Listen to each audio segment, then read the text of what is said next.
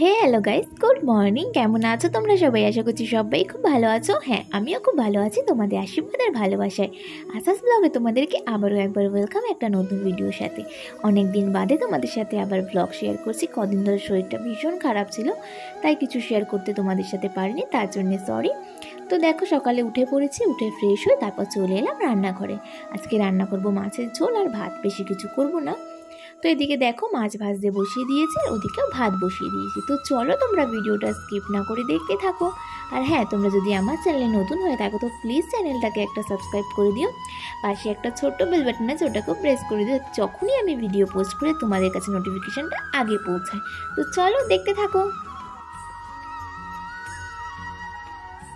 এদিকে আমার আলু চচ্চড়ি হয়ে গেছিলো, রুটিটা এদিকে করে নিচ্ছিলাম। তো ওকেও ব্রেকফাস্ট দিয়ে দিলাম, ও খেয়ে কাজে বেরিয়ে যাবে।